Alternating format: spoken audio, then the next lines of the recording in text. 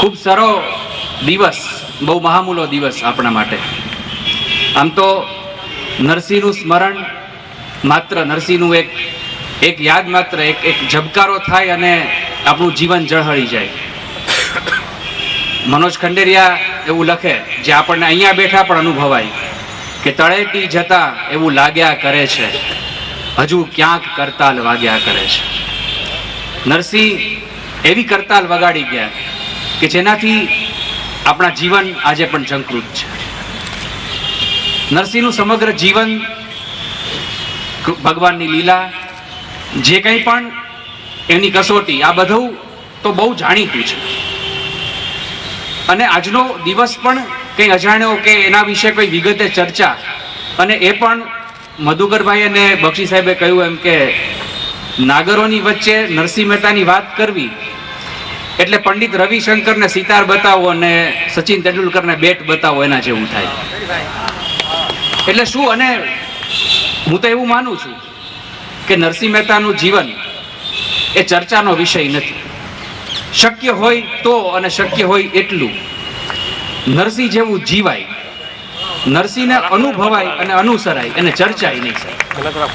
એટલા માટે કે એ પારલૌકિક જગતનો વ્યક્તિ હતો, અને જ્યાં આપણા તર્ક, જ્યાં આપણી બુદ્ધિ, જ્યાં આપણું રેશનાલિઝમ એનો અંત આવે, ત્યાંથી નરસિંહ નામની ઘટનાની શરૂઆત થાય. એટલે આજનો આ દિવસ શું છે, ચેતનભાઈ પણ બહુ સરસ વાત કરી, અને આપણે જાણીએ છીએ કે શું ઘટના બની હતી. એના વિશે વિગતે કોઈ હું વાત નહીં કરું, આપણે જાણીએ છીએ. પણ ઘણા બધા એના સંદર્ભો છે. નેતાજીએ પોતે પણ લખ્યું છે એના વિશે. રા ગંગાજળીઓ, એના એક ઝવેરચંદ મેઘાણીએ પણ બહુ સરસ એના વર્ણન કર્યા છે. પણ આપણે કંઈક એવી, મારી ઈચ્છા છે કે એવી ચર્ચા કરીએ કે આ પ્રસંગ આવો કઈ રીતે ઉદ્ભવે. કારણ કે આપણે બધી આધ્યાત્મિક ધારાઓ જો જોઈએ, જે કંઈ પણ વિચારધારાઓ, જે કંઈ પણ વિવિધ ધર્મો, તો ભગવાન પ્રગટ થયા હોય, ભગવાને દર્શન દીધા હોય, સાક્ષાત્કાર થયો હોય, આવું તો ઘણીવાર બન્યું છે. અને જ્યારે જ્યારે ભક્તે બહુ હૃદયપૂર્વક સંભાળ્યા, ત્યારે ભગવાન સામે ચાલીને ગયા છે. પછી એ કેવટની નાવ હોય કે શબરીની ઝૂંપડી હોય, ભગવાન પહોંચ્યા છે. પણ કોઈ પણ ભગવાન, કોઈ પણ ઈશ્વર, કોઈ આરાધ્ય દેવ, કોઈ ઈષ્ટદેવ પોતાના ગળાનો હાર પોતાના ભક્તના ગળામાં પહેરાવી દેશે.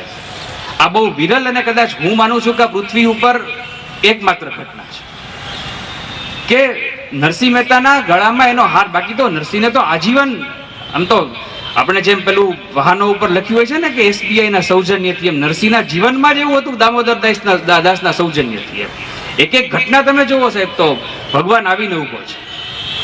પણ આ બધું જ થયું એ પછી પણ જ્યારે અંતિમ પરીક્ષા આવી, ત્યારે મહેતાજીના ગળામાં ભગવાનનો હાર આવી ગયો. અને સૌથી મોટી ઘટના, સૌથી મહત્વની વાત જો છે મહેતાજીના જીવનમાં, તો એ આ છે.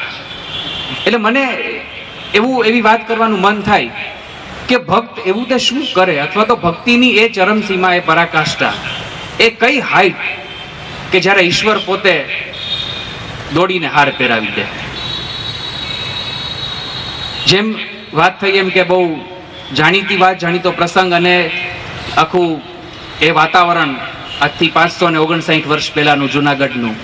એટલે સ્વાભાવિક રીતે જ નરસિંહ મહેતા ઉપર જે કંઈ પણ વીતતું હતું, અને એમાં જ્યારે મંડળીકને એવું કહેવામાં આવ્યું કે ભાઈ આ તો અમને ભ્રષ્ટ કરે છે અને આ બધું આવું કરે છે, ત્યારે મંડળીકે એવું કીધું નરસિંહ મહેતા. હવે જોજો, આપણે વાતને એવી રીતે લઈ જઈએ છીએ કે નરસિંહની ચેતના ક્યાં ક્યાં જોડાયેલી છે. અત્યારે તો આપણે શું છે કે તરત જ કંઈ પણ હોય તો વોટ્સએપ ઉપર શેર કરી શકીએ છીએ.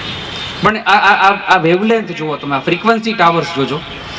એટલે મનલીકે એવું કીધું નરસિંહ મહેતાને કે આ બધું જે કંઈ પણ, એમ કે મારું ખડક, મારી તલવાર તમારા લોહીને તરસી રહી છે, અને તમે જે કંઈ પણ આ બધું ક્યોરો છો એ બધું સાચી વાત છે, ભગવાન ખરેખર તમારા કામ કરે છે. નરસિંહ મહેતાએ તો બહુ વિનમ્રપણે કીધું કે રાજા, મારા જ નહીં, તો જે કોઈ પણ એને હૃદયથી ભજે ને એ બધાના કામ કરે. સાહેબ, તમને એક સેકન્ડમાં કબીર અહીંયા યાદ આવે कि चूटी के पाँव में घूंघर बाजे वो भी मेरा साहिब सुनता है। એક કીડીના પગમાં ઝાંઝર વાગે ને એ મારો ભગવાન છે, સાંભળે છે. અને એ જ નરસિંહ મહેતાએ કીધું કે કોઈ પણ જો એને હૃદયથી સંભાળે, જો કોઈ પણ એને હૃદયથી યાદ કરે તો મારો ભગવાન તો આવીને કામ કરે છે. અને એ આખી ઘટનાએ આકાર લીધો. હવે કઈ રીતે આ શક્ય બને? ભગવાન ભક્તના ગળામાં હાર કઈ રીતે પહેરાવે? અને એના પહેલા આપણે થોડો આ વિષયને અત્યારના સમયમાં લાવીએ, કારણ કે આજે ઈશ્વર આપણી સામે હાથમાં ગદા, એક હાથમાં શંખ, બીજા હાથમાં ચક્ર, માથે મુગટ કે મોરપીંછ ધરીને આવે એવી સંભાવના તો હું માનું છું કે બહુ ઓછી છે. એટલે આપણે આજના પરિપ્રેક્ષમાં આ હાર ગળામાં આવવું એને કઈ રીતે લઈએ? મિત્રો, સાહેબો અને વડીલો, આપણે એવું કહીએ કે ભાઈ ઈશ્વર ક્યારે મળે, ઈશ્વર પ્રાપ્તિ, તો એવું ન કહી શકાય કે ઈચ્છા પ્રાપ્તિ છે. આપણે જે કંઈ પણ ઈષ્ટ હોય, આપણું જે કંઈ પણ ઈચ્છા હોય, આપણે સારી નોકરી મળે, સારી ઇન્સ્ટિટ્યુશનમાં એડમિશન મળે દીકરાને કે દીકરીને સારું ઘર મળે, આ તમામ વસ્તુઓ આપણી ઈચ્છા છે.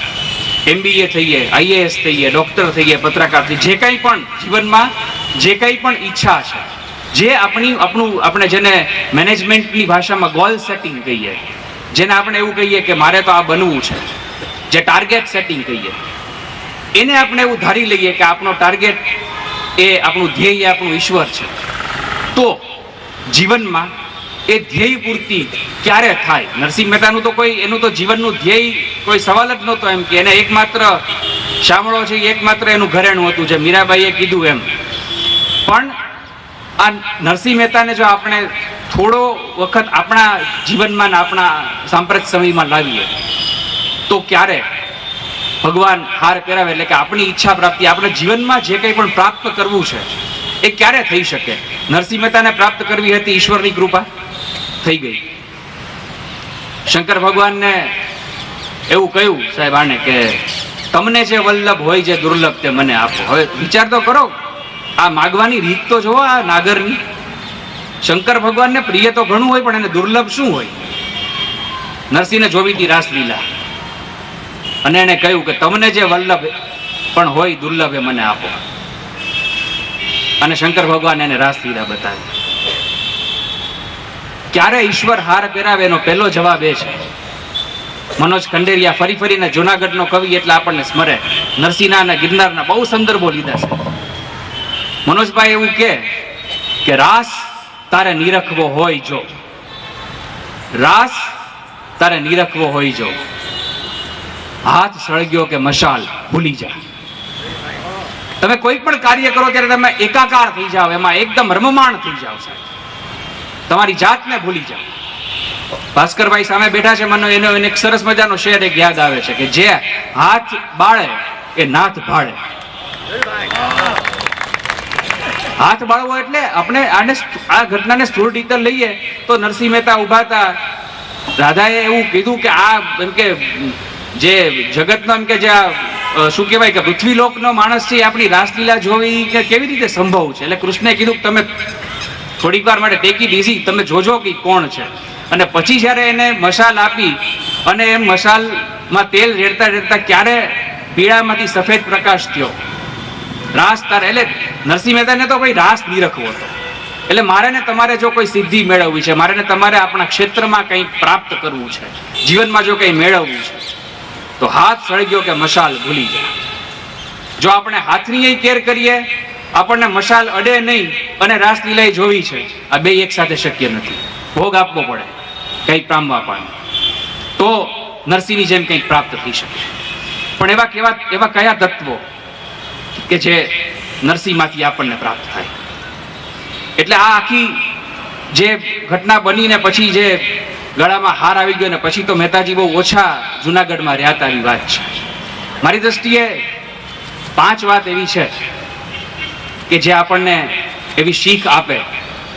અને આ વસ્તુ કહેવા માટે, નરસિંહના જીવન વિશે વાત કરવા માટે, એના અનુભવો વિશે વાત કરવા માટે I am not eligible and entitle. એટલે હું જઈશ તો પાછો મારા બાપ પાસે કે ભાઈ તમારા પદમાંથી, તમારા ભજનોમાંથી જ મને કંઈક આપો કે હું આ વાત મૂકી શકું. પહેલું લક્ષણ ઈશ્વર પ્રાપ્તિનું, ઈશ્વર પ્રાપ્તિ કરતા પણ એનો હાર આપણા ગળામાં આવે, એની સરળતા. અને નરસિંહના જીવનમાં ઠેર ઠેર સરળતા પડી છે. કેટલું આમ જેને કહેવાય ને કે જે ઇઝી લાઈફ જેને કહેવાય, કે ક્યાંય કોઈ કાવા દાવા ને એવા શબ્દો તો એની ડિક્શનરીમાં પણ નહીં હોય એમ. એની જે કંઈ પણ ગતિ હતી ઈશ્વર પ્રત્યેની એ એકદમ સરળ હતી. આમ રેશમના દોરા ઉપર હાથ ફેરવીએ ને સીધો આમ આપણી આંગળી છે એ પસાર થઈ જાય એવું નરસિંહનું જીવન. અને એટલા માટે આ સરળ જીવનને કારણે જ્યાં ક્યાંય પણ કંઈ પણ બન્યું એને સ્વીકારી લીધું. સ્વીકૃતિ એ જ પ્રકૃતિ. નરસિંહે ક્યારેય કોઈની પ્રતીક્ષા નથી કરી શકતી. શબરીએ રાહ જોઈ, રામ આવે ને મારા બોર ખાય. શલ્યાએ રાહ જોઈ કે ક્યારે હું પાછી અહલ્યા બનું, અને રામ ગયા. નરસિંહે એટલા માટે કોઈની રાહ નથી જોઈ, કારણ કે રાહ જોવામાં, પ્રતીક્ષા કરવામાં દ્વૈત આવે, અન્યત્વ આવે, કે કોક આવી રહ્યું છે એની હું રાહ જોઉં છું. હવે નરસિંહ તો એના નાથથી ક્યારેય જુદા હતા જ નહીં. એટલે નરસિંહની જે અધ્યાત્મ યાત્રા છે, જે ભક્તિ છે, એ ઈશ્વરની સામે નહીં, ઈશ્વરની સાથે. એ ક્યારેય ઈશ્વર સામે તો ગયા જ નથી ને. ઈશ્વર ક્યારેય નરસિંહ સામે આવ્યા, પણ એ નરસિંહની સાથે ને સાથે હતા. જ્યારે બચાવવાની ઘડી આવી ત્યારે એ નરસિંહ પાસે, એટલી બધી સરળતા હતી, એટલું બધું સરળ જીવન હતું. એવા રે એવા અમે, તમે કહો છો વળી તેવા રે, ભક્તિ કરતા જો ભ્રષ્ટ કહેશો તો કરશું દામોદરની સેવા રે. કોઈ વિવાદ જ નહીં, જે તમે કહો તે હા. મને બહુ સરસ મજાની એક આપણો ઝેન સંપ્રદાય છે, બૌદ્ધ ધર્મમાંથી એક ફાટો ઝેનનો, જૈન નહીં પણ ઝેન. ઝેન કથાઓ બહુ પ્રેરક હોય છે, નાની નાની હોય છે, પણ એક બહુ સરસ વાત છે. એક ઝેન સાધુ, એટલે મેં તમને કીધું ને કે નરસિંહની ફ્રીક્વન્સી તમે જુઓ. એક કબીરની વાત થઈ, આ ઝેન સાધુ એક ગામની બહાર નાનકડી ઝૂંપડી, એક કુટિયા બાંધીને રહે, એની સાધના કરે, સવારે કંઈક એની પૂજા કરે ને સંધ્યા કરે ને. બહુ એ લોકોના બહુ સરળ, આમ કઠોર પણ આમ સરળ જીવન હોય છે. એ ઝેન સાધુ ગામની બહાર રહે અને નાનકડું ગામ એકદમ સંસ્કારી. એ ગામમાં એક દીકરી 17-18 વર્ષની, બહુ જુવાન, અને એ દીકરી અચાનક જ પ્રેગ્નન્ટ થઈ, સગર્ભા થઈ. ગામમાં હેવોક થઈ ગયો કે આ શું, એમ કે આપણા સંસ્કાર રજવાડા આપણી ગામમાં આવું, એમ કે આ ઘટના. એટલે પંચ બેઠું અને દીકરીના મા બાપને બધાને બહુ કે તો શરમજનક કહેવાય.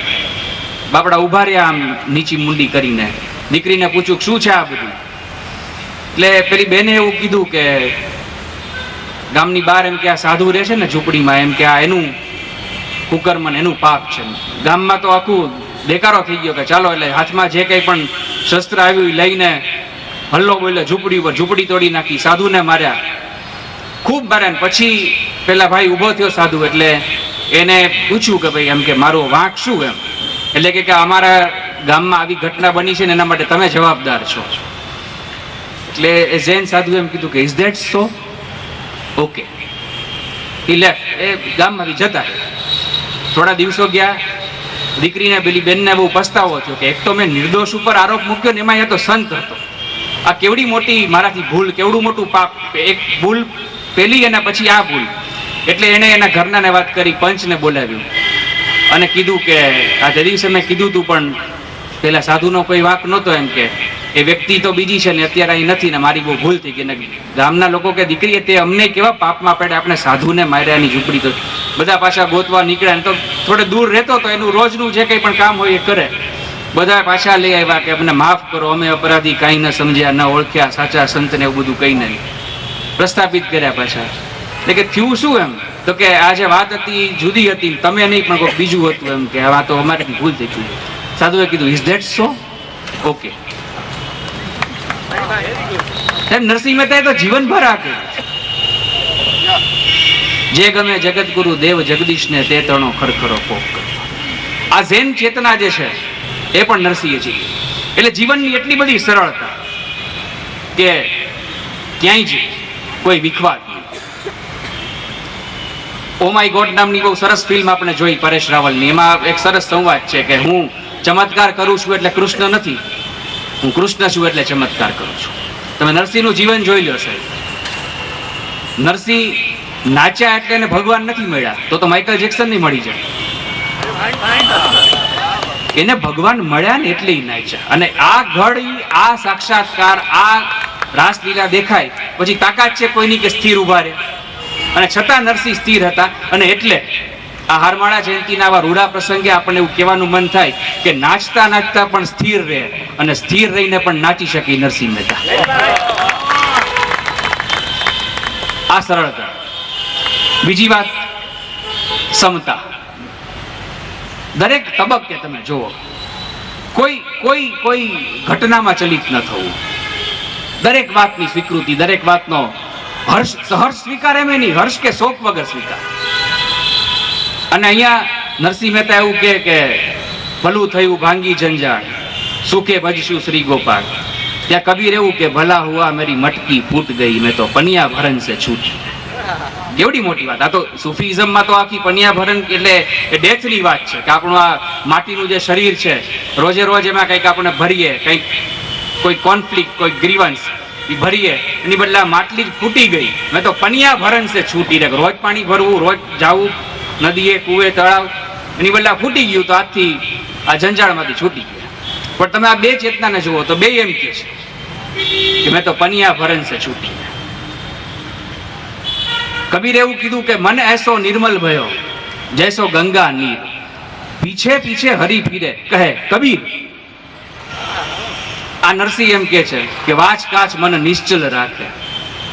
તમે જો ક્યાં હવે, ત્યારે કોઈ ટેલિફોનિક કોઈ સંપર્ક નહોતો, કંઈક શેરિંગ નહોતું, છતાં આ ચેતના, પરમ ચેતના બંનેને કેવી એક સાથે મળે છે. એટલે સમતા એ બહુ મોટું તત્વ કે જો એ હોય જીવનમાં, એ જળવાય જીવનમાં, એ પ્રગટે જીવનમાં, એ આવે તો આપણને ઈશ્વર પ્રાપ્ત થાય, આપણા ગળામાં હાર પહેરાવે. એટલે કે આપણી ઈચ્છિત વસ્તુ, આપણી સફળતા, આપણું ગોલ, આપણો ટાર્ગેટ, આપણું ધ્યેય, ત્યાં સુધી આપણે એક ડગલું આગળ વધી શકીએ. બીજું, સહજતા. કોઈ પણ બાબત જ્યારે પણ બની ત્યારે એને પોતે જીવનમાં સહજતાથી લીધી ને બીજાને પણ એમ કહ્યું, ધન્ય ભાભી તમે, ધન્ય માતા પિતા, કષ્ટ જાણી મને દયારે કીધી, તમારી કૃપા થકી હરિહર ભેટ્યા, કૃષ્ણજીએ મારી સાર કીધી. ભાભીએ મેણું ન માર્યું હોત સાહેબ તો કદાચ આપણને આ નરસિંહ મહેતા મળ્યા હોત કે કેમ, સવાલ છે. અને તેમ છતાં જ્યારે શ્રાદ્ધનો પ્રસંગ બન્યો, જ્યારે વિવાહનો પ્રસંગ બન્યો, જ્યારે મામેરાની વાત થઈ અને જે કોઈ પણ મેણાટોણા આવ્યા, ભાઈ ભાભીએ કીધું, ત્યારે નરસિંહે ઘરે એવું કાઉન્સિલિંગ કર્યું કે હશે આપણા વડીલ છે, બે વેણ કહેવા માટે એ અધિકાર પાત્ર છે અને બે વેણ સાંભળવા માટે આપણે લાયક છે. નહીતર સાવ મોટા ભાઈની વાત સંપૂર્ણપણે પાયા વગરની હતી. છતાંય આ સંસ્કાર કે કદાચ કોઈ વડીલ, માતા પિતા, સાસુ સસરા, કોઈ પણ, કે ઓફિસમાં આપણા બોસ, કે રસ્તા ઉપર જતા હોઈએ ત્યારે ટ્રાફિક પોલીસ આપણને ટોકે તો ફોર ધેટ મોમેન્ટ એ બે વેણ કહેવા માટે અધિકાર પાત્ર છે ને ફોર ધેટ મોમેન્ટ આપણે બે વેણ સાંભળવા માટે લાયક છીએ, જો આપણે રોંગ સાઈડમાં હોઈએ તો. આ નરસિંહ મહેતા. સહજતા, સરળતા, સમતા. એવું કહ્યું કે સુખ દુઃખ મનમાં ના આણીએ. વિચાર તો કરો છે, જે અભણ માણસ જે ગામડામાં ખેતી કરે છે, જે રોજ સવારે સાથી લઈને, હળ લઈને જાય છે, એ ક્યાંથી ભગવદ્ ગીતાનો એવો શ્લોક વાંચવાનો કે સુખ દુઃખે સમય કૃત્વા લાભા લાભો જયા જયો, એને ક્યાંથી ખબર? એને નરસિંહ મહેતા એમ કે છે કે સુખ દુઃખ મનમાં ના આણીએ. આવું સરળીકરણ એને આપણા વેદાંતનું, આપણી જે કંઈ પણ ઉપનિષદની વાત છે એનું આપ્યું. કેવડી મોટી ધરોહર આપણને આપી ગયા. એક ઘટના છે, સ્પેસમાં પહેલી વ્યક્તિ ગઈ યુરી ગેગરીન, રશિયાની, અને એ જ્યારે અવકાશયાન એનું પાછું આવ્યું ને અવકાશમાં એને જે કંઈ પણ જોયું, આ જોવા નરસિંહ મહેતાની તાકાત શું છે. એમણે જે આખી અવકાશની જે વાત કરી કે what he felt in space, એ વખતના ટાઈમ્સ ઓફ ઇન્ડિયામાં આખી ઘટના આવી હતી કે આવું હતું બ્રહ્માંડમાં, આમ છે આમ છે આમ છે. તો 30-40 વર્ષ પહેલાની ઘટના છે, એનાથી પણ પહેલાની. એ આખી જે આખો રિપોર્ટ છપાયો ટાઈમ્સ ઓફ ઇન્ડિયામાં, એનું હેડિંગ આપ કલ્પના કરો કે શું હોઈ શકે. એનું હેડિંગ હતું બ્રહ્મ લટકા કરે બ્રહ્મ પાસે. નરસિંહની તાકાત જુઓ સાહેબ તમે. એ શૃંગાર રસના કાગળો રચે, ગોપી અને કૃષ્ણ લીલા કરતા હોય એવા. એ એવું કે જાગીને જોઉં તો જગત દિશે નહીં, ઊંઘમાં અટપટા ભોગ પાસે. ચિત્ત ચૈતન્ય વિલાસ તદરૂપ છે, બ્રહ્મ લટકા કરે બ્રહ્મ પાસે. આ એકમાત્ર કદાચ પહેલો એવો કવિ, હું કદાચ ખોટો હોઈ શકું, કવિતા મારા જ્ઞાનનો વિષય નથી, મારા રસનો વિષય છે, પણ જેણે પોતાની કવિતામાં અણુનો ઉપયોગ પણ કર્યો, અણુ શબ્દનો પ્રયોગ પણ કર્યો અને બ્રહ્માંડનો પણ કર્યો છે. સાવ નાનામાં નાનો કણ અને એનો સમૂહ એટલે આ વિરાટ બ્રહ્માંડ. હવે વિચાર તો કરો સાહેબ, આ 600 વર્ષ પહેલા આ એસ્ટ્રોલોજી, આ એસ્ટ્રોનોમી જે આજે પણ આપણી સમજની બહાર છે. ચારેક વર્ષ પહેલા ગોડ પાર્ટિકલ્સ વૈજ્ઞાનિકોએ શોધ્યા. બેઝિકલી નામ ગોડડેમ પાર્ટિકલ છે. આ ગોડ પાર્ટિકલ શોધ્યા એટલે એ લોકો એવું કહ્યું કે ઈશ્વરીય કણ. એટલે જે શ્રદ્ધાળુ લોકો હતા એને એમ કીધું કે કણકણમાં ભગવાન, એવી જે આપણી થિયરી છે એને કંઈક સાબિતી મળી છે, એને કંઈક પુષ્ટિ મળી છે. એવું કહ્યું કે દરેકે દરેક જે કણ છે એમાં ભગવાન છે. વૈજ્ઞાનિકો હજી શોધ કરે છે, એની આખી શોધ ચાલુ છે ને પૂરી નથી થઈ, પણ આ કેટલા વર્ષ પહેલા એવું કહી ગયા કે નિરખને ગગનમાં કોણ ઘૂમી રહ્યો, તેજ હું શબ્દ બોલે. અખિલ બ્રહ્માંડમાં એક હું શ્રીહરિ, એક તું શ્રીહરિ જુજવે રૂપે અનંત પાસે. આ એ જ વસ્તુ છે.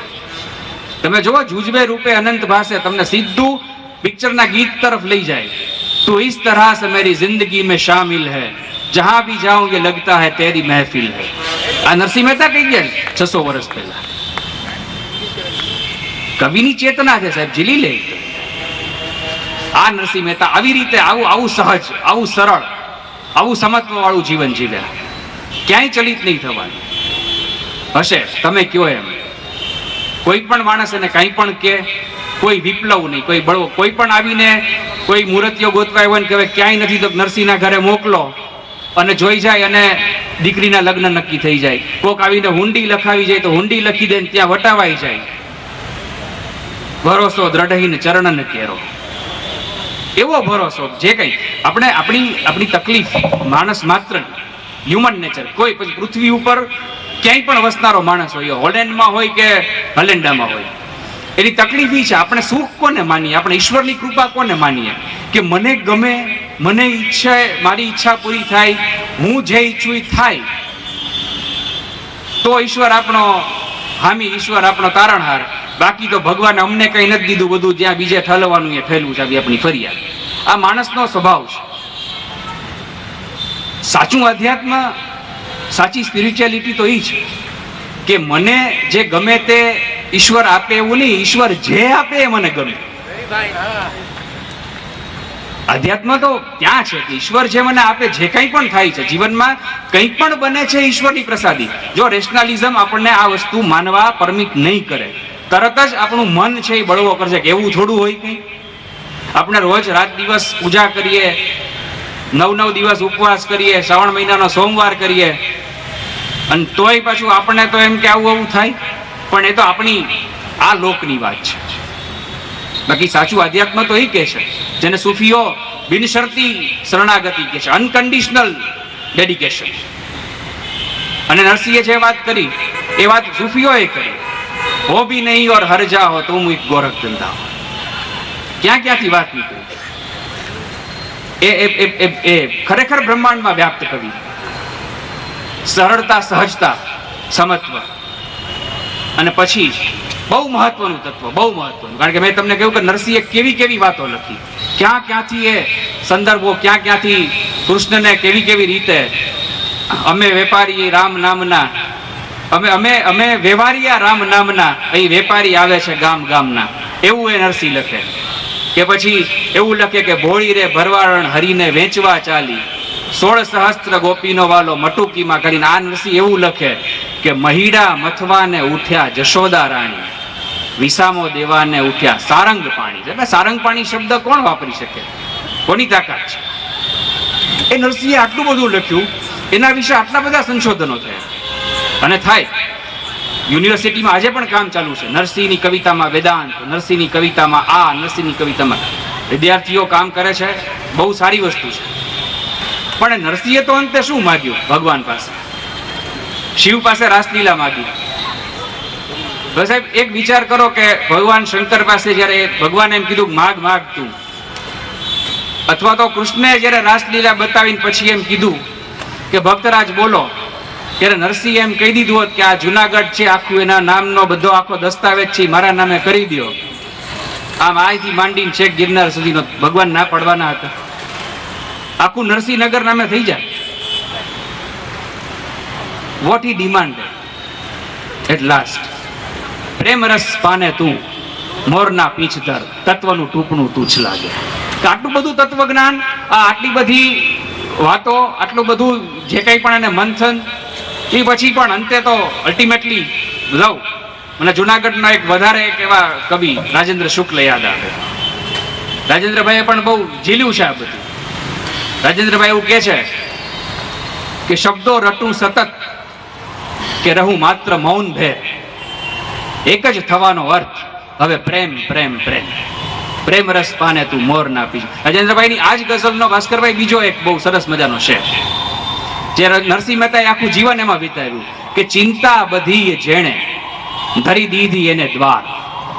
સાહેબ આ અનુસરવાની વાત છે.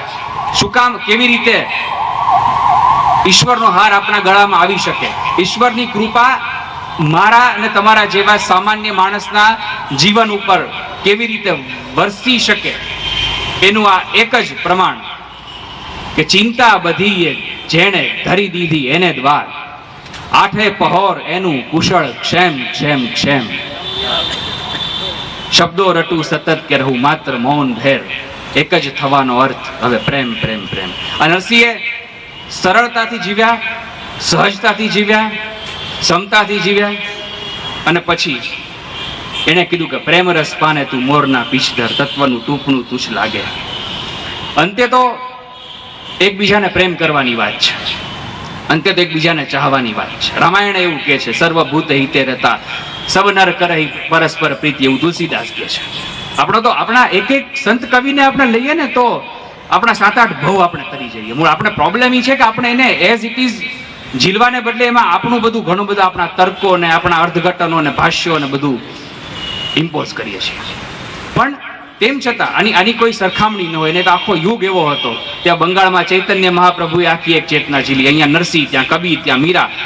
કદાચ 50-100 વર્ષનો 25 વર્ષનો એક તફાવત હોય, પણ એ 200-250 વર્ષનો એક આખો ગાળો એવો હતો કે જ્યારે પરમ ચેતના સાથે આ બધી ચેતનાઓ કનેક્ટ થઈ. અને હું એમ કહું છું કે એ વખતના બધા ફ્રીક્વન્સી ટાવર્સ હતા. નરસિંહ થાક્યા નથી. આટલું બધું વીત્યા પછી, આટલું બધું ભોગવ્યા પછી ટાયર્ડ નથી થયા. અને એનો પુરાવો છે. હું તો એવું ન કહી શકું કે થાક્યા નથી. મારે તો 2 પ્રમાણ આપવા પડે. સુરદાસ એવું કે, કૃષ્ણ પ્રત્યેની તો એની એ ભક્તિ. સુરદાસ એવું કે અબ મેં નાચો નાચો થાક્યો બહુત ગોપાલ, કામ ક્રોધ કા પહેને ચોલા, કંઠ વિષય કી માલ. આખરે આ કામ ક્રોધ મદ લબ મોહ આ બધાથી એને એમ કીધું કે હવે હું થાક્યો છું. આજે કઈ નાચ છે, જે નૃત્ય છે જગતના રંગમંચ ઉપર કરીને. સાહેબ આ નરસિંહ મહેતા એમ કે હરિના જન તો મુક્તિ ન માગે, માગે જન્મો જન્મ અવતાર. જે કઈ પણ થાય પાછા અમે તો આવશું. અને મને અત્યારે આજે આ સભામાં એટલા માટે આ વસ્તુ એક બીજી યાદ આવી રહી છે કે જ્યારે આ કાર્યક્રમ કરવાની વાત આવી, ડૉક્ટર સાહેબે ફોન કર્યો હેમાંગભાઈ અને મધુકરભાઈએ કે આવી રીતે એમ છે ને એક વક્તવ્ય રાખવું છે. એટલે મેં કીધું મારું ઘર છે, આપ સૌ વડીલ છો એટલે તમારે પૂછવાનું ન હોય, આદેશ કરવાનો હોય કે આ તારીખે આવી જશો એમ. પણ આ વખતે એવું નક્કી કર્યું કે આયોજક મુખ્ય 2 સંસ્થા એ નાગર જ્ઞાતિની છે, પણ નિમંત્રિત તો કોઈ પણ. નરસિંહની સભા તો સાહેબ રામસભામાં અમે રમવાને ગયા હતા, પસલી ભરી રસ પીધો રે. આ નરસિંહ મહેતાની સભા હોય. જે વ્યક્તિએ 560 વર્ષ પહેલા એવું કીધું કે પક્ષા પક્ષી ત્યાં નહીં પરમેશ્વર, સમદ્રષ્ટિને સર્વ સમાન. હવે આપણે આ યુગમાં પાછા એમાં પાછો જવું છે. બહુ સરસ એક પંક્તિ છે કે તું નાનો હું મોટો, આ જગતનો ખ્યાલ ખોટો. જો આપણે આમાંથી બહાર નહીં આવીએ, વી આર રેશનાલિસ્ટ છે, વી આર ઇન્ટેલેક્ચ્યુઅલ્સ જેવું આપણે કહીએ છીએ, તો આ તો બહુ મહત્વના દિવસે આ બે સંસ્થાએ બહુ મોટી ક્રાંતિ કરી છે અને એ ક્રાંતિને હું વંદન કરું છું. એટલે આ નરસિંહ મહેતા એવું કે હરિના જન તો મુક્તિ ન માગે, માગે જન્મો જન્મ અવતાર. થાકવાનું શું એમ કે જ્યાં સુધી ઈશ્વર નચાવે ત્યાં સુધી નાચવાનું, ફરી ફરીને ઉતરવાનું. અને કેવું કહેવાય, આપણે તો નરસિંહ પછીના કવિઓએ પણ નરસિંહને સરસ મજાના ઝીલ્યા. દરેક કવિએ કંઈક વાત કરી. આપણા રાજકોટના કવિ જેને ગઈકાલે એવોર્ડ મળ્યો સંજુ વાળા, એને બહુ સરસ નિરૂપણ કર્યું છે નરસિંહ મહેતાનું. કે એવું કે છે કે હૃદય વિરાજે તુલસી માળા, હાથ ગ્રહી રૂમઝુમ કરતાલા, હરિવાલા રે હરિજનવાલા. નરસિંહને દરેક વ્યક્તિએ પોતપોતાની ક્ષમતા મુજબ, પોતપોતાની શ્રદ્ધા મુજબ ઝીલ્યો. એ પ્રેમરસ પાને તું મોરના પીછદર, તત્વનું ટૂંપણું તુચ્છ લાગે. એવું કે એ નરસિંહ ના ગળામાં ઈશ્વરનો હાર શું કામ આવે? શું કામ ખુદ દામોદર આવીને નરસિંહને એમ કે આ તારો કેદારો તો તે છોડાવ્યો, તે ગયો ને હવે આ મારો હાર તારા ગળામાં. એવું ક્યારે થાય? સરળતા, સહજતા, સમતા, પ્રેમ અને એના પછીનું તત્વ સ્વસમર્પણ, સેલ્ફ ડેડિકેશન. નરસિંહે આખું જીવન રાઈટ ફ્રોમ બિગિનિંગ, વિચાર તો કરો, જે એવું આપણે કિંવદંતીઓ વાંચી છે એ પ્રમાણે કે 8 વર્ષની ઉંમર સુધી બોલતા નહોતા નરસિંહ મહેતા. અને કોઈ ગિરનારના સાધુએ માથે હાથ ફેરવ્યો અને કીધું બેટા બોલ રાધે શ્યામ, અને તરત શબ્દ સરી પડ્યો. હવે જેના મોઢામાંથી પહેલો શબ્દ આ પડ્યો હોય એનું જીવન કેવું આપણે જોયું કે કેવું પછી તો વીત્યું. સ્વસમર્પણ બધું જ. મને રમેશ પારેખ યાદ આવે કે મારા સપનામાં આવ્યા હરી, મને બોલાવી ઝુલાવી વાલી કરી. આધ્યાત્મિકતાના 4 સ્ટેજમાં 4 કવિતા છે. સપનામાં આવ્યા હરી, પછી ફળિયામાં આવ્યા હરી, પછી ઓરડામાં આવ્યા હરી. કે મને આંખોથી ચાખીને એઠી કરી, આવું કે. અને એમાં જે લાસ્ટ સ્ટેજ છે એમાં રમેશભાઈ એવું લખે છે કે ઓરવા મેલ્યો તો મેં કંસાર, એમાં ઓરી દીધો મેં સંસાર, હરી બોલ્યા અરે બાવરી. સાહેબ, આ કંસાર ઓરતા ઓરતા જ્યારે સંસાર ઓરાઈ જાય ને ત્યારે નરસિંહ મહેતા થવાય. બહુ તાર્કિક વાત કરું છું. કંસાર એટલે જમવાની ખાવાની એક વસ્તુ, એટલે એની સાથે આપણી જવાબદારીઓ, આપણું અર્નિંગ, આપણું પ્રોફેશન, આ બધું જ જોડાયેલું છે. એટલે એ નિભાવવાનું જ છે. બરાબર? કંસાર રોજ ઓરવાનો છે, રોજ જમવું છે 2 ટાઈમ, વીકેન્ડમાં મલ્ટીપ્લેક્સમાં જઈને રંગરસિયા જોવું છે, 6-8 મહિને દીવ જવું છે, વર્ષે એકવાર મનાલી ફરવા જવું છે, દીકરાની ફી ભરવાની છે, એડમિશન લેવાનું છે. એટલે સાવ આપણે તો દામોદરદાસ બધા આપણે ઘરે બેઠા હોય અને દીકરાની ફી ઘર ભરાઈ ગઈ આપણે લઈને જઈએ ચેક, એટલે ઓલો ક્લાર્ક એવો સ્કૂલનો કે તમારી ફી આવી ગઈ એવું બનવાનું નથી કે કોણ ભરી ગયું એમ. એ તો એને શ્રાદ્ધ કરી ગયા હતા આવીને બાપને. આ બધી આપણી જે જવાબદારીઓ છે સંસારી, એ આપણો કંસાર છે અને આપણે રોજ ઓરવાનો છે. પણ એ નરસિંહ મહેતાની બહુ મહત્વની વાત છે કે એણે ક્યારેય સંસાર છોડવાની વાત નથી કરી. He never left the ground. એને ક્યારેય પલાયનવાદ નથી એની કવિતામાં કે એના જીવનમાં. હિંમત ભેર એને બધું સહ્યું છે, પણ ક્યાંય સામે થવાની વાત નથી, ક્યાંય બળવો કરવાની વાત નથી, ક્યાંય નિંદા ન કરે જેની. એટલે ઓરવા મેલ્યો તો મેં કંસાર, એમાં ઓરી દીધો મેં સંસાર. આપણે રોજ કંસાર ઓરીએ અને એક દિવસ એક તબક્કો એવો આવે, એક એવી ચિનગારી પ્રગટે, એક એવો ઝબકાર થઈ જાય કે જ્યારે એ સંસાર આપણે ઓરી દઈએ ને કંસાર આપણે ઓરી દઈએ અને આખું જીવન છે આપણું એ કંસાર ખાધા વગર જ મીઠું થઈ જાય, ત્યારે એમ કે હરી કે અરે બાવરી, હરી બોલ્યા અરે બાવરી. એટલે આ 4 સ્ટેજ છે. ઓરડામાં આવ્યા હરી, ફળિયામાં આવ્યા હરી, આ બધું જ. અને છેલ્લે જે આવે એ કંસાર ઓરી દેવાનો, અને પછી એમાં કંસાર મેળવાનો, અને પછી એમાં સંસાર ઓરી દેવાનો. સ્વસમર્પણ, ટોટલ ડેડિકેશન, બિન શરતી શરણાગતિ, કે મને આમ આપો. આપણે તો કેવું બધું આખું આમ જેમ ઓલું મેનુ હોય ને ભગવાનને એમ કહીએ કે આમ થશે તો હું હાલીને મંદિરે આવીશ, આમ થશે તો હું આટલા દીવા કરીશ. એટલે આ બધું તો હું તો આ બધું બહુ ફ્રેન્કલી કહું છું, મારું ઘર છે એટલે હું કરું જ છું એમ. અને એટલું તો એની જવાબદારી બને કે આપણે માગીએ થી આપણને આપે. હું તો એમાં કંઈ માનતો નથી ખોટું માગવામાં, પણ નરસિંહ મહેતાએ ક્યારેય કાંઈ માગ્યું, કાંઈ જ ન માગ્યું એમ. રાસલીલા પણ એવી રીતે જોઈ લીધી ને પછી એમાં પછી તો કાંઈ બાકી જ નથી રહ્યું એમ કે જીવનમાં એમ. એટલે આ ક્ષમતા, આ સરળતા, આ સહજતા, આ પ્રેમ અને આ સ્વસમર્પણ, આ 5 વસ્તુ એવી હતી, આ 5 બાબત એવી હતી નરસિંહ મહેતાના જીવનમાં કે જે ઈશ્વરને એમના તરફ ખેંચી લાવી. યુગોથી દરેક ધર્મમાં, દરેક સંપ્રદાયમાં, દરેક પ્રાંતમાં, દરેક દેશમાં ભક્તિ અનેક રીતે થઈ રહી છે. સૂફીઓએ કાંઈક ગાયું, ઝેન વળી કાંઈક, જૈનિઝમ કાંઈક કે, પણ ધ અલ્ટિમેટ થિંગ, અને એટલા માટે મેં કીધું ને કે મહામૂલો દિવસ એટલા માટે છે કે ઈશ્વરની તરફ ભક્તની ગતિ હંમેશા રહી છે. મીરા આખું રજવાડું છોડીને, આખું મહેલ છોડીને નીકળી ગયા. ગઢને હોકારો તો કાંગરાએ દેશે, ગઢમાં હોકારો કોણ દેશે, હવે તારો મેવાડ મીરા છોડશે, એવું કહ્યું. પણ એના કરતા પણ એક બહુ સરસ, આપણે કૃષ્ણના ગીતો સાંભળ્યા છે, આપણે કૃષ્ણ વિશેની કવિતાઓ સાંભળી છે, મીરાના પદો સાંભળ્યા છે. મીરાનો હસબન્ડ સાહેબ સૌથી નિર્દોષ પાત્ર એ છે આખા ઇતિહાસમાં, એનો કઈ વાંક જ નહોતો એમ. અને એની વ્યથા કેવી હોય, આપણે સૌમ્ય જોશી, આપણો બહુ યુવાન કવિ, એને મીરાના પતિ રાણાની વ્યથાનું ગીત લખ્યું છે. એ એવું કે છે કે મારા ધુમ્મસ જેવા જીવતર ઉપર, મારી પટરાણીના ધુમ્મસ જેવા જીવતર ઉપર ઓળો થઈને ઉતરી આવ્યા શ્યામ તમે શા માટે. વિચાર તો કરો સાહેબ, એનો તો કઈ વાંક નતો ને એમ. મીરાને જે કઈ પણ મોહબ્બત હતી શામળા સાથે, એમાં રાણાનો કોઈ દોષ નતો, પણ મીરા આવડા મોટા મહલા તો છોડીને નીકળી ગયા. બરાબર. કબીરે પણ કંઈક આવી વાત કરી, ગીત ગોવિંદ જયદેવે કર્યું, નરસિંહ મહેતા પહેલા એમણે પણ એવી વાત કરી. એટલે આ તમામ સરિતાઓ, તમામ નદીઓ, તમામ પ્રવાહ એ ઈશ્વર નામના મહાસાગર તરફ વહી છે ને એમાં ભળી છે.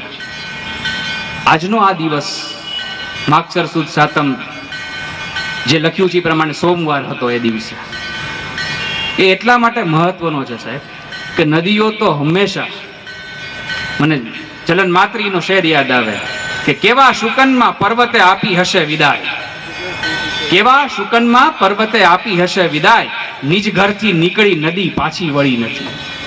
એટલે નદીઓ તો હંમેશા, નદીઓની નિયતિ છે સાગરમાં ભળવું. સાહેબ આ એવો દિવસ છે કે જ્યારે ભૂગવતો મહાસાગર આ નરસિંહ નામની નદી સામે આવ્યો. દરિયો પોતે આવી ઉછાળા મારીને આવ્યો વહેતી નદીને સમાવવા પોતાના. બાકી નદીઓ ભળે, બહુ દૂર જવાની જરૂર નથી. આ ગોમતી ના ત્રિવેણીનો સંગમ આપણે જોયું, વહેતી નદી સમુદ્રમાં ભળી જાય, આપણે બહુ એકદમ વિઝિબલ છે. આ એકમાત્ર એવી ઘટના છે કે ઈશ્વર નામનો, પરમ તત્વ નામનો, ઓલમાઇટી નામનો આ મહાસાગર એ સામેથી દોડ્યો નદી તરફ કે આવો, વર્ષોથી વહી રહી છો, બહુ પછડાણી છો, બહુ વહેણ બદલાયા છે, ક્યાંક સાંકડું થવું પડ્યું, ક્યાંક ઉપરથી નીચે પડવું પડ્યું, હવે હું ઊભો છું, આવી જા. અને હાર મહેતાજીના હાથ ગળામાં આવી ગયો. આ ઘટનાને આપણે રેશનલી કોઈ પણ રીતે લઈએ, કદાચ આજના પરિપ્રેક્ષમાં, આજના આ યુગમાં આપણને આ સમજાય ન સમજાય, આપણા તર્કો એમાં ઉછળે, પણ આપણે જીવનમાં કંઈ પણ પામવું છે, જીવનમાં કોઈ પણ પ્રકારની ગતિ કરવી છે, આપણું મેં અગેન હું કહું છું કે આપણું કોઈ પણ ધ્યેય છે એ ધ્યેય પ્રાપ્ત કરવું છે.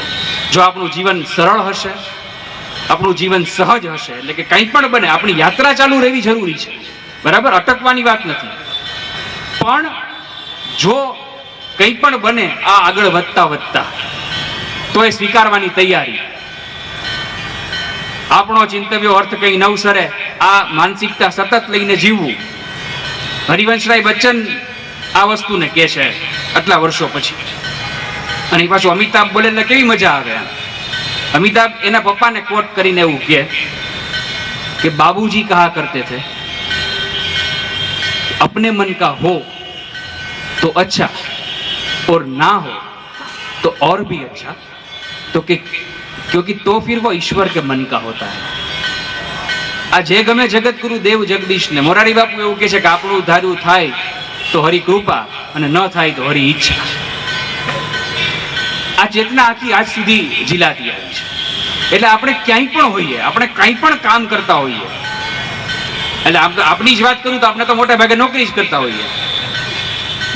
એટલે કઈ આપણા બોસ આપણને કંઈક કહે, આપણો કસ્ટમર, આપણો ક્લાયન્ટ કંઈક આપણને આવીને કહે, બેંકના કાઉન્ટર ઉપર, કેશના કાઉન્ટર ઉપર એને કોક આપણને કંઈક કહે, અંદરથી બોસ આપણને કંઈક બોલાવીને કહે, તો આપણો ચિંતવ્ય અર્થ કંઈક નવસરે એવું કરી ક્ષમતા ધારણ કરી અને કારકિર્દીમાં આગળ વધવું. આપણે આપણા જીવનમાં બનતી કોઈ પણ ઘટનાને સરળ રીતે લઈએ, સહજ રીતે લઈએ, સમત્વથી એટલે કે સમતાથી જીવીએ, બધાને પ્રેમ કરીએ શક્ય એટલો, અને જે કંઈ પણ કામ કરીએ છીએ ત્યાં સમર્પિત થઈએ, તો માનું છું કે ઈચ્છિત વસ્તુ પ્રાપ્ત થાય એટલે કે ભગવાનનો હાર આપણા ગળામાં આવે. બરાબર? અને સ્વસમર્પણ બહુ જ તમામ અર્થમાં કહું છું. જ્યાં ક્યાંય પણ છીએ, આપણી મૂડી, આપણી જે કંઈ પણ એસેટ ગણાય છે એ આપણી સિન્સિયરિટી છે. એટલે સોમવારે 5 વાગે ઓફિસેથી નીકળીને હાટકેશ્વર જઈએ, દાદા ખુશ ન થાય તો 6 વાગ્યા પછી સ્વસમર્પણ સંપૂર્ણપણે ડેડિકેટેડ 6:30 જ જવાય, એમ ઓફિસેથી જઈને જ પછી જવાય. આ આપણી મૂડી આ છે. એટલે આ 5 વસ્તુનો જો સાક્ષાત્કાર અથવા તો એમાંનો અંશ જો જીવનમાં આવે તો આપણા ગળામાં પણ ઠાકોરજીનો હાર આવી શકે. આ નરસિંહ મહેતાનું જીવન, આ નરસિંહની સરળતા, નરસિંહની સહજતા. અને નરસિંહે જે કંઈ પણ લખ્યું એનું તો બહુ વિવેચન અને બહુ એના ભાષ્યો અને બધું થયું. અને એનો સમય પણ અત્યારે આપણી પાસે નથી, એનો અવકાશ પણ નથી, અને હું એ કરી પણ ન શકું. પણ આપણે જે વર્ષોથી સાંભળીએ છીએ, ગાઈએ છીએ, વૈષ્ણવજન તો તેને રે કહીએ, સાહેબ આપણે એને શું કહીએ? અને આ કવિતાને, આ વાતને કઈ રીતે મૂલવીએ? એમ હું એવું માનું છું કે આ નાગરિક શાસ્ત્ર છે. માણસે કેવા હોવું જોઈએ આની વ્યાખ્યા મહેતાજીએ આમ 600 વર્ષ પહેલા કહી દીધું કે આવું હોવું જોઈએ એમ. અને આ જે છે વાચકાચ મને નિશ્ચલ ના રાખે, નિંદા ન કરે જેની રે, આ આખી જે કંઈ પણ વાત છે, જીવવા થકી અસત્ય ન બોલે, પરધન નવ જાલે હાથ રે, આ તમામ જે વસ્તુ કરે એના ગળામાં ઈશ્વર હાર પહેરાવે. બહુ સીધી સરળ વાત છે. બરાબર? આ નરસિંહની એની કવિતાની હાઈટ છે ને ત્યાં છે કે વૈષ્ણવજન તો તેને રે કહીએ જે પીડ પરાઈ જાણે રે. બરાબર? ત્યાં સુધી તો બરાબર છે, ત્યાં સુધી કવિ લખે. પર દુઃખે ઉપકાર કરે એ પણ બરાબર છે કે ભાઈ કોકની પીડ જાણે. किसी की मुस्कुराहटों को हो सके तो ले उठा, किसी का दर्द मिल सके तो ले उठा, जीना इसी का नाम है. આવું અહીંયા સુધી તો લખે. પણ પછી જે કીધું ને ત્યાં નરસિંહ તત્વ છે કે મન અભિમાન ન આવે. અહીંયા તકલીફ એ છે કે એક કામ કરી દીધા પછી આપણે 10 દિવસ સુધી યાદ અપાવે પેલું કામ થઈ ગયું છે, તમે કીધું તું, બીજા 5 જણાને કહીએ પેલો આવ્યો તો કઈ અટકતું હતું પછી આપણે પતાવી દીધું ફોન કરીને. નરસિંહ મહેતા ત્યાં પ્રગટે છે કે પર દુઃખે ઉપકાર કરે તોય મન અભિમાન ન આણે. આ નરસિંહ આટલા વર્ષો પછી, આટલી સદીઓ પછી, આટલા સૈકા પછી આપણી વચ્ચે છે, મારી ને તમારી વચ્ચે, આ નાગરિક શાસ્ત્ર દ્વારા કે પછી એને જે કંઈ પણ આપણને આપ્યું એ અખિલ બ્રહ્માંડમાં હોય કે પછી આજના કવિઓની કઈ વાતો એના થકી હજી પણ જીવે છે. રાજેન્દ્રભાઈ એવું લખે, હજો હાથ કરતાલ ને ચિત્ત ચાનક, તળેટી સમીપે હજો ક્યાંક થાનક. આવી તો કેટલી પણ આમ આપણે બોલીએ ને તો સમય ખૂટે એવી વાતો નરસિંહ માટે, નરસિંહ વિશે લખાઈ છે. એવું જીવન કે જે હું અને તમે આજના પરિપ્રેક્ષમાં જોઈએ તો કેટલું બધું દુઃખી. નરસિંહ મહેતાના જીવનમાં કંઈ સુખ તો હતું ને આપણી દ્રષ્ટિએ, બરાબર, આપણને કોક એમ કે આજ તમને ભગવાન દર્શન દેશે, તો આપણે એમ કે 8:30 થી 9 નહીં, કારણ કે દયાની માં આવવાની છે. આપણું સુખ તો ત્યાં છે ને. નરસિંહને આવું કઈ વળગણ નહોતું. એટલે એના માટે તો એ દામોદર દાસનું જે કંઈ પણ શામળિયાનું જે કંઈ પણ દર્શન હતું, એ ક્યાંક પેલું એને ભળભળતું પાણી આપે તોય મલ્હાર ગાયને ઠંડુ પાણીની વ્યવસ્થા કરી લેતા. He was totally independent. તમે જોવો સાહેબ, આ બહુ મહત્વની વસ્તુ છે. કોઈ અપેક્ષા નહીં. આપણે તો બધી અપેક્ષા, ન પાણી ન આવે ફોન કરીએ એમ. એને એ માથાકૂટી કે આપણે આ રાહ જોઈએ, ન આવે તેના કરતા આપણે જ દામોદર કુંડ જવું ને. એ બાને દર્શન થઈ જાય, ગિરનારની તળેટીના દર્શન થઈ જાય, અને આપણું આ કાર્ય પૂરું થઈ જાય. આવી સરળતા, આવી સહજતા તો જીવનમાં પ્રસરે, અથવા તો પ્રવેશે. પ્રસરવે તો પછીની વાત છે એમ, પણ પ્રવેશે તો ઈશ્વર આપણને હાર પહેરાવી શકે. એટલે કે આપણા જીવનમાં આપણે જે ઈચ્છીએ એ આપણને પ્રાપ્ત થઈ જાય. આવી થોડીક વાતો મારે આજના આ ખૂબ જ મૂલ્યવાન, ખૂબ જ મોટા દિવસે આપની વચ્ચે કરવી હતી.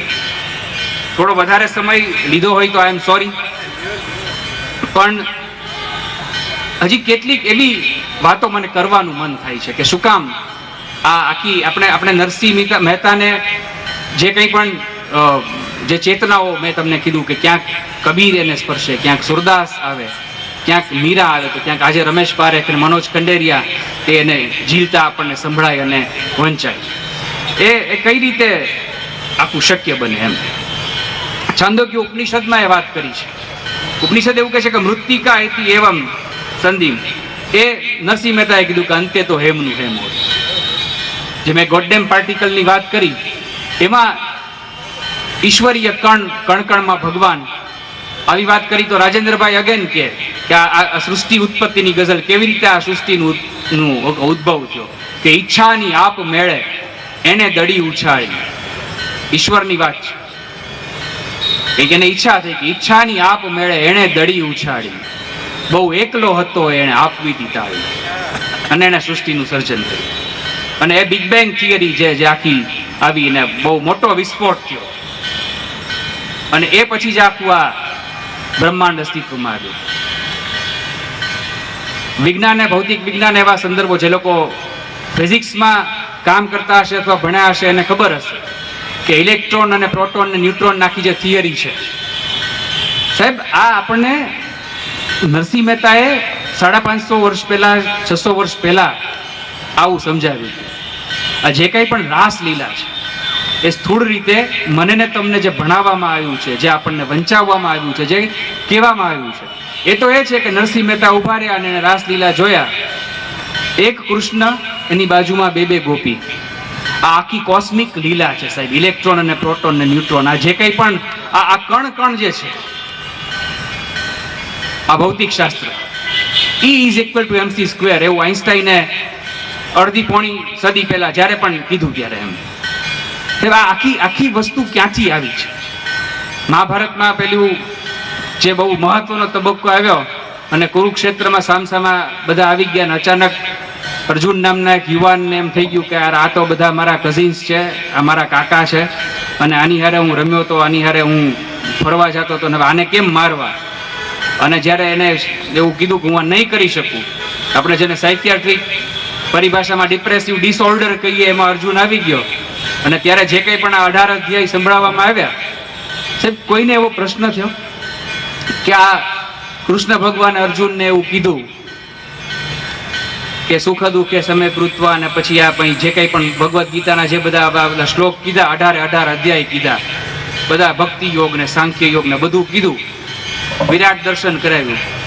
આટલો સમય ભીષ્મ, દ્રોણ, આ બાજુથી યુધિષ્ઠિર, આ બાજુથી ભીમ, કોઈ આવીને એમ ન પૂછ્યું પેલા તમે બે એકલા ક્યારના કંઈક ચર્ચા કરો છો, હવે નક્કી કરો ને બાજવાનું છે કે નહીં, એટલે ઘરે જઈએ. નોબડી કેમ. કોઈ એવું પૂછ્યું કે તમે આ ક્યારના વાત કરો છો, કરવાનું શું, નિર્ણય તો લ્યો સાહેબ. આ એવું કહેવાય છે કે કૃષ્ણએ એ સમયને સ્થિર કર્યો તો એટલો પાર્ટ, કુરુક્ષેત્રનો એટલો પાર્ટ, કે પૃથ્વી જે ગતિથી ફરતી હતી એની સાપેક્ષમાં એટલો હિસ્સો સ્થિર થઈ ગયો હતો. જ્યારે આ ચર્ચા એટલે કે ભગવદ્ ગીતાનું ગાન આખું આવું મહાકાવ્ય જે આપણે સાંભળ્યું એ જ્યારે પૂર્ણ થયું ત્યારે અગેન આ પેરિટી આવી ગઈ. એટલે આ સાપેક્ષવાદ એ આજથી આટલા વર્ષો પહેલા આવી આ તમામ ચેતનાઓ આપણને ઝીલીને આ ભક્ત કવિઓએ આપી છે. અને એટલા માટે આપણને નરસિંહ મહેતા છે એ જ્યારે યાદ આવે ત્યારે આપણને ગિરનાર યાદ આવે કે નિત્ય ગિરનાર મોહરે આંખમાં એ સ્થિતિ કેવી સુખદ આપી. આપણે રાજકોટમાં હોઈએ, જામનગરમાં હોઈએ, ક્યાંય પણ હોઈએ, આપણને સહજ આપણને સ્મરે. 2 વર્ષ પહેલા આ જ વિષય ઉપર આ જ દિવસે જુનાગઢમાં ચોરામાં મેં આવી વાત કરી હતી.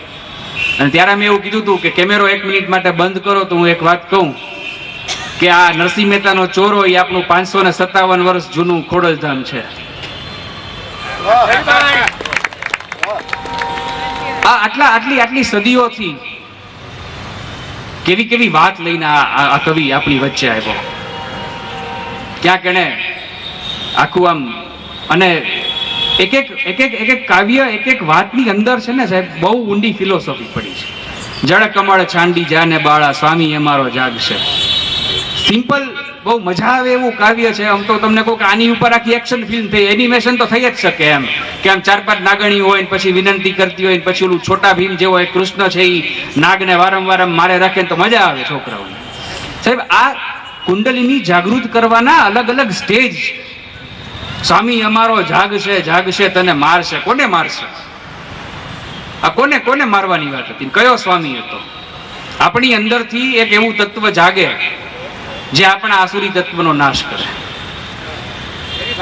એ વાત હતી નરસિંહના આ કાવ્યમાં. સ્વામી અમારો જાગશે તને મારશે, મને બાળ હત્યા લાગશે. બરાબર. આ જે છેલ્લો એનો તબક્કો છે, જે છેલ્લું જે લાસ્ટ જે વસ્તુ છે એ આ છે. ચરણ ચાપી મૂછ મરડી નાગણે નાગ જગાડ્યો.